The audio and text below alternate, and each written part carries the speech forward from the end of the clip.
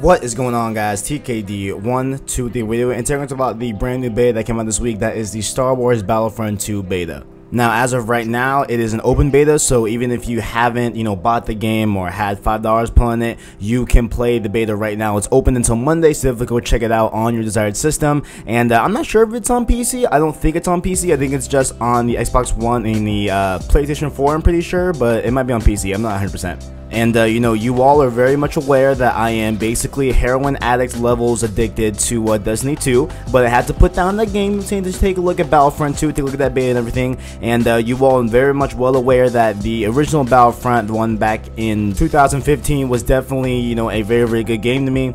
I thoroughly enjoyed it. I loved the game overall. I just loved the gameplay and everything. And of course, there were issues on release with there being lack of content and everything. And but with me, personally, all of the content they added really added to the game. Really made it a great game overall. So I thought it was great. And even I saw a few weeks ago that it was on sale for like everything included in it, like with all the extras they add to the game for like $5, something crazy like that. So like I feel like that was 100% worth it if you guys haven't gone on it. But beside that, let's talk about my thoughts and impressions on the Battlefront 2 beta. Now, I have been grinding out this game for a couple of days now. It started on Wednesday, and I've been grinding out as much as I can ever since, and I am loving this game overall, guys. So they changed up the whole thing, right? So rather than having your heroes and your vehicles on these little holographic like logo things around the map, like in the original Battlefront, now in this one you earn battle points, and battle points you earn through killing, playing objectives, all that stuff. And over time, as you earn those things, you get to build up your points over the course of the game,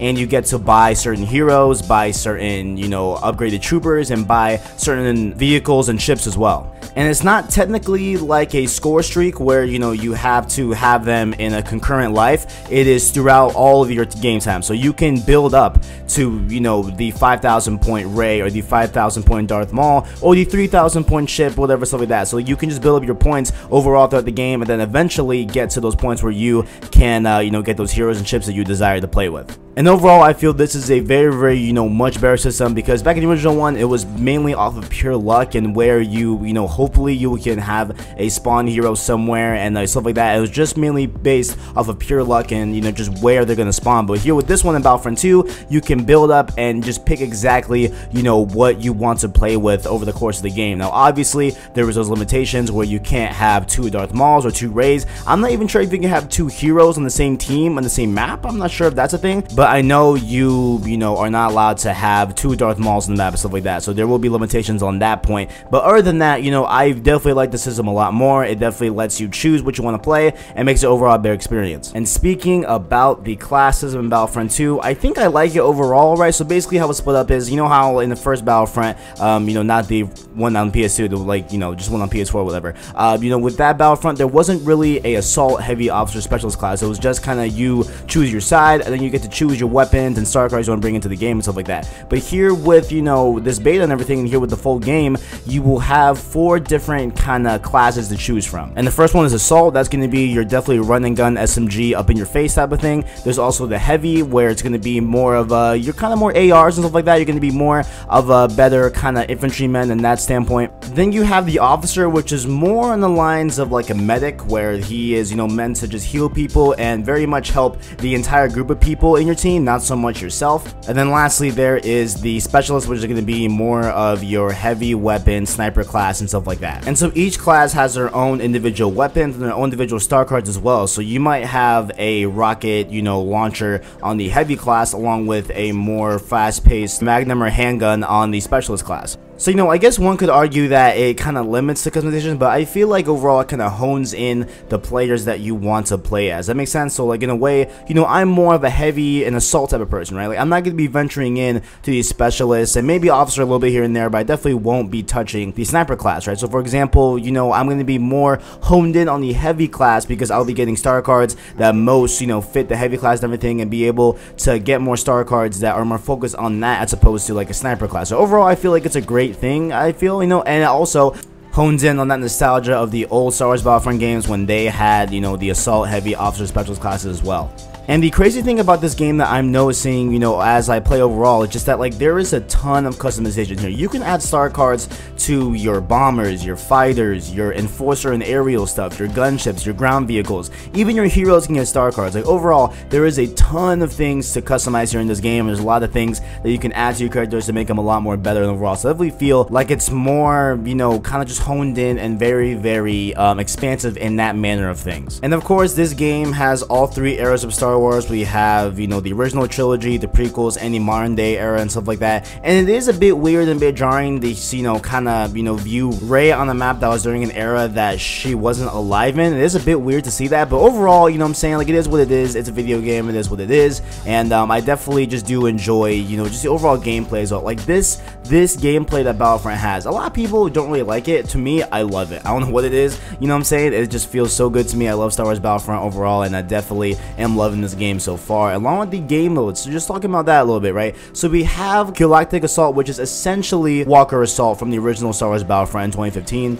Then we have good old Starfighter Assault. We don't have any signs of space battles. I think it's not going to happen in this game, sadly. I wish it was, but we have Starfighter Assault as well, which is, you know, going to be those ships and everything and stuff like that. And I played a little bit of it. Honestly, when I was in the ship for the first time, it felt a bit jarring to me. I don't know what they did with the controls. Like, something feels off in it. I have to go spend more time with it. But it does feel fine. Like, once you get a little bit in your groove, I was starting to feel okay with the flying, but it did feel a little bit jarring, you know, when I first went into the game. And then we have Strike. Strike was such a interesting mode to me, right? It was a simple, you know, just defend and stuff like that game mode. But when it's in the terms of Star Wars, you were on Takodana from the modern era, and you as the rebels are kind of, you know, just defending Luke Skywalker's lightsaber in the wooden box from episode 7. I feel like that was such a unique way to do it. It's so awesome. It's so great to just like see that box too on the, you know, on the whole thing and everything. It's just, oh, it's so good. I love this game so far. And also a good thing to like about this game also is that they announced, you know, back at E3 that all the maps and extra content will be free for this game. So there's no worry about getting a season pass. There's no worry about that. There's no worry about, you know, having a base of players that are divided based off people that didn't get the additional content and everything. We will all be together throughout the entire lifespan of this game, because all the maps and everything, you know, all the other heroes and stuff like that they'll be adding later in the game will be free. Now that's all fine and dandy and everything, but you know, just remember guys, it is EA, and there of course will be another source of revenue, and that's where the kind of bad news comes into this kind of point of video. And it's not the worst news, right? At least from my standpoint. I haven't had the, you know, the really big grunt of it, but it is the introduction of crates in the Star Wars Battlefront. Yes, we have a loot box system in Star Wars Battlefront. Wow, we have a game that has a loot box system in 2017. Not the biggest surprise in the world. Now, I've been seeing reports on NeoGAF and Reddit and everything that they feel like, not me really they, but like a lot of people are feeling that the Star Wars Battlefront 2, you know, way they have crates and loot boxes and everything are shaping up to be pay to win. Now, they list some star cards here that are available on the beta. I haven't gotten them personally. I don't know, you know, exactly what they're mentioning here with these star cards, but they say it's a real thing. They say that they've gotten it as well, and there's screenshots of it as well. So it looks like they have a point here that this may be pay to win in a slight degree, but let's read on what they say. Star cards in Battlefront 2 alter your in-game abilities. For instance, you can equip an ability that increases the amount of damage you can withstand, or one that reduces the cooldown times of your abilities. The quality of these star cards is dependent upon the rarity. They're divided into common, uncommon, rare, epic, and legendary. While unlocking duplicate star cards will improve the quality of the original card. Crafting parts obtained in loot crates and can also be used to upgrade existing star cards, making them more powerful.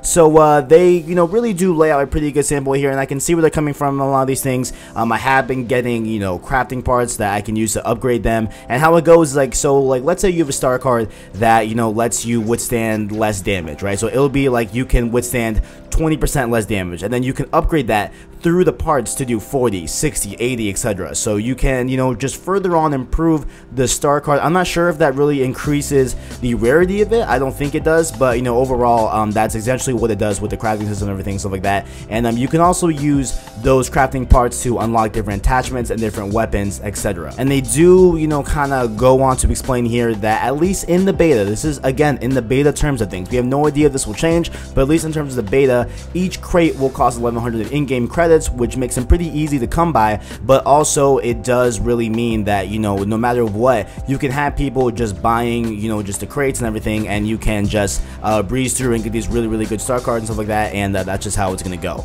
With all that being said, I totally understand their, you know, standpoint here. I totally get it, and obviously, you know, nobody here wants crates that have, you know, in-game abilities and stuff like that. Like, nobody wants these crates to have, you know, these cards that can make me withstand less damage or even do more damage to like vehicles or like enemies and stuff like that. Nobody wants those things, right? But at the end of the day, you know what I'm saying, there is still the angle that, hey, we are getting these maps for free, we are getting these heroes for free going on, you know, towards the game and everything. Like, we are getting every single update, you know, for this game for free and stuff like that, from what they've said, right? So there comes a certain point where, like, hey man, like, it's just how it's gonna be, right? This is kind of gaming how it is right now, right? Obviously we would love it if the crates just had cosmetics only. Everyone would love that, obviously, but also remember, this beloved game here is made by EA, and EA does not play with them loot boxes. So that's exactly my standpoint on it. I saw this coming from like a mile away, obviously. Even, you know, I saw it coming when they first announced at E3 that, hey, all the DLCs gonna be for free. I'm like, oh no, here we go. Like, they're gonna introduce loot boxes. It was pretty obvious here, and it was pretty obvious to me then, and it should be pretty obvious to everyone here now. So that's exactly how it's gonna go in Battlefront 2. But overall, you know, just speaking on terms of the beta, I'm loving the beta. I've been playing a ton of it. I'll be streaming a ton of it, hopefully later this weekend if I can get a chance to it. And I do really, you know, implore you guys, like, look here, if you guys didn't like Battlefront 1 and, you know, the year 2015, I really do suggest you try out the free beta. At least try it out. Come on, it's a free weekend. You can try out the beta. You can see if you like it, see if you don't like it. And I think overall, I think you may be totally surprised with how much they've changed about the game, and maybe you might, you know, purchase the game upon release in November. And ladies and gentlemen, that is my time. If you want to enjoy, make sure to leave a like, subscribe, and turn that below. I appreciate you. Give me. Thanks for watching, and as always, I got you.